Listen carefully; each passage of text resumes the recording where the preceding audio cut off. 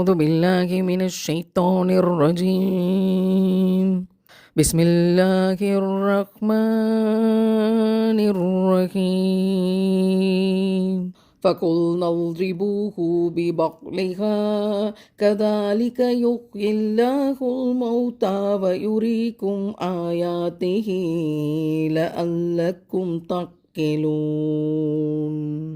இஸ்ரவேலர்களில் ஒருவன் தன்னுடைய சொந்தத்தில் ஒருவரை கொலை செய்துவிட்டு அந்த கொலைப்பழியை வேறொருவரிடம் போட்டபோது அல்லாஹ்விடம் மூசா நபி அவர்கள் துவா செய்தார்கள்.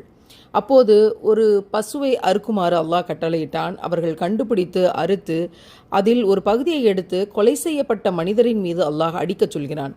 அப்படி அவர்கள் அடித்தபோது அந்த கொலையுண்ட மனிதர் உயிர் பெற்று எழுந்தார். அதற்கு பிறகு கொலை செய்தவனை அடையாளம் காட்டிவிட்டு மறுபடியும் அவன் மாண்டு போனான்.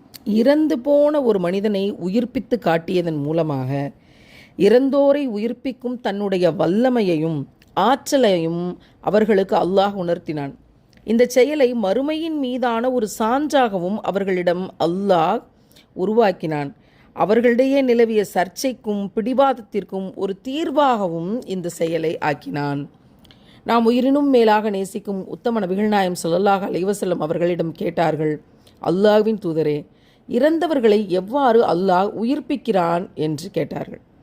அதற்கு நபிகள் நாயகம் ஸல்லல்லாஹு அலைஹி வஸல்லம் அவர்கள் சொன்னார்கள், நீங்கள் வறண்டு போன ஒரு நிலத்தில் நடந்துவிட்டு அதற்கு பிறகு அதே நிலம் செழித்து நிறைய பசுமையாக வளர்ந்திருக்கும் போது நீங்கள் அதில் நடந்திருக்கிறீர்களா என்று கேட்டார்கள். அப்போது கேட்டவர் ஆம் என்று சொன்னார். அதற்கு நபிகள் நாயகம் ஸல்லல்லாஹு அலைஹி வஸல்லம் அவர்கள் சொன்னார்கள், அவ்வாறுதான் அல்லாஹ் இறந்தவர்களை உயிர்ப்பிக்கிறான் என்று சொன்னார்கள். இந்த உலகத்தில் பெரிய இழப்பு மரணம். அதை விட பெருசாக எதுவும் சொல்ல முடியாது. ஏன்னா எதை வேணாலும் பெறலாம், பெறுவதற்கு வாய்ப்பு உண்டு. ஆனால் மரணம் என்று ஒன்று நிகழ்ந்து விட்டால் அந்த உடல் பூமிக்குள் போக வேண்டியது தான், மண்ணுக்குள் போக வேண்டியது தான்.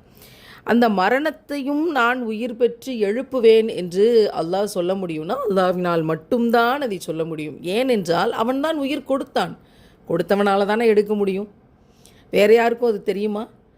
உயிர்ப்பித்தவன் எவனோ அவனே உயிர் கொடுத்தான். இதுதான் இந்த வசனத்தினுடைய மகத்துவம். இந்த விஷயத்தை ஒரு மனுஷன் யோசிக்கிற போது, நம்ம மரணிக்கத்தான் போகிறோங்கிறத உறுதிப்படுத்துகிற போது, அதை உயிர்ப்பிக்கிறவன் ஒருவன் இருக்கிறான் என்று தெளிவடைகிற போது மனிதனுக்குள் அகந்தை இருக்காது, ஆணவம் இருக்காது, குழப்பம் இருக்காது, சச்சரவு இருக்காது, நான் யார் தெரியுமா என்ற பெருமை இருக்காது. எனவே அவன் நல்லபடியாக நிம்மதியாக ஒரு வாழ்க்கை வாழ முடியும். நித்திய ஜீவனே, எங்களை மீண்டும் உயிர் கொடுத்து எழுப்புபவனே, எங்கள் வாழ்வை உன்புறத்தின் நிம்மதியால் நிரப்புவாயாக. ஆமீன்.